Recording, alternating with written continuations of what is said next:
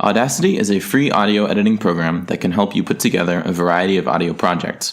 From podcasts to presentations, Audacity can be an invaluable tool during your time here at Purdue. In this video, we'll go over the basics of the program, covering how to import media, edit your audio tracks, add useful effects, and save out your project.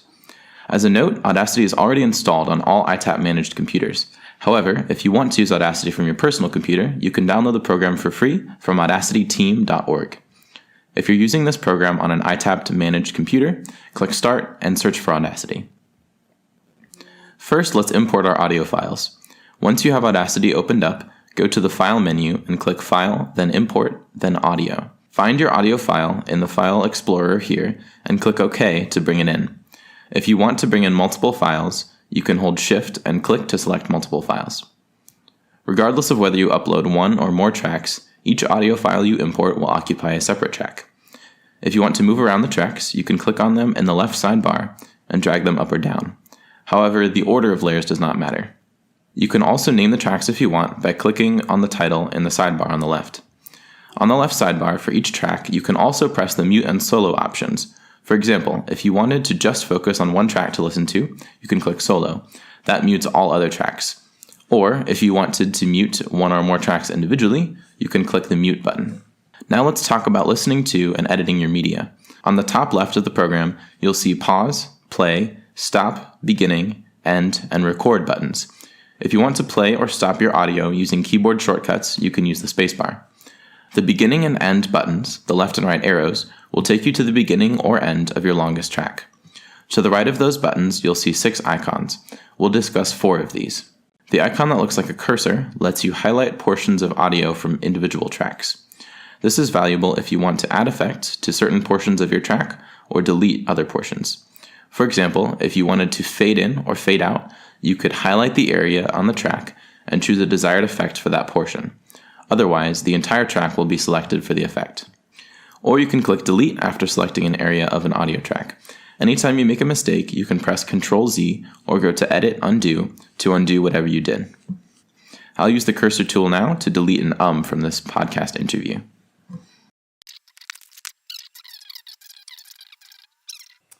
So this year I was a team leader for international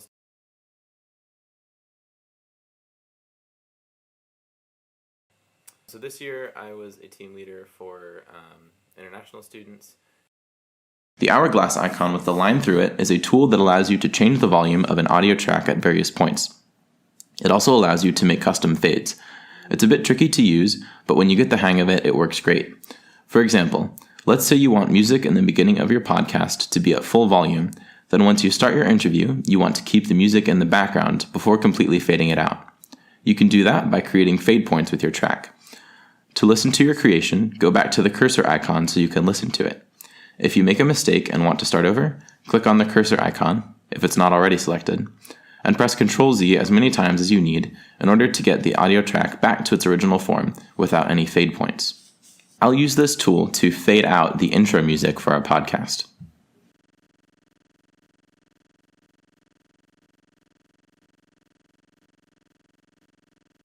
The magnifying glass allows you to zoom in or zoom out of an audio file. This is especially helpful if you want to make very specific cuts, like getting rid of an or an without making it seem incredibly obvious. It's set by default to zoom in. If you want to zoom out, hold the Shift button, and then the magnifying glass will have a negative sign, letting you know that you can zoom out. If you want to do a quick zoom out to see the entire length of your project, you can click the magnifying glass with the 2 arrows by it. The left and right arrow button is your time shift button, which allows you to move audio across the track. This is helpful for when you want to put audio tracks at different points of your project.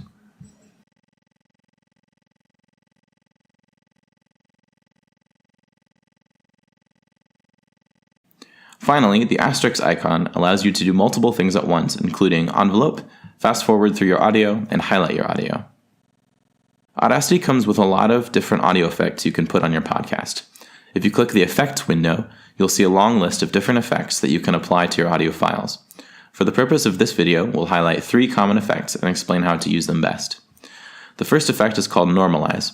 Normalizing is similar to amplifying, but instead of raising the volume of all the audio by a certain number or percentage, It will only amplify lower aspects to try and match other portions that are louder. The second effect is noise reduction.